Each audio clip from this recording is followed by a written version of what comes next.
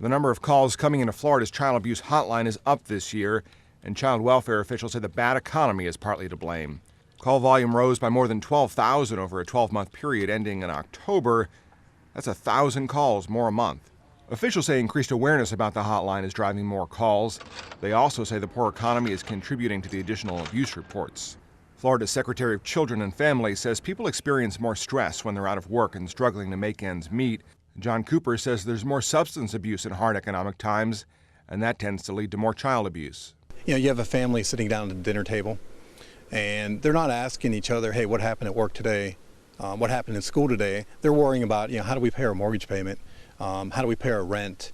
How are we going to buy our kids Christmas presents? So, that adds some additional stress to the family. The increase in the number of child abuse cases being reported comes as the state faces its own tough times. A $2 billion budget deficit will likely lead to cuts. You end up sending people that have already sunk into a dark hole deeper into that hole, and in the long run, it costs much more in terms of dollars and then the important thing, human lives, to get them out. It's estimated that over the past couple of years, about 1 in every 5 calls to the hotline is a legitimate child abuse case. Calls actually started to increase about 18 months ago.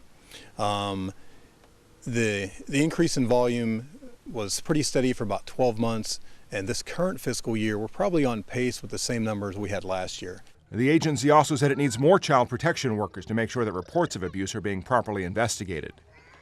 Matt Friedman, The Associated Press.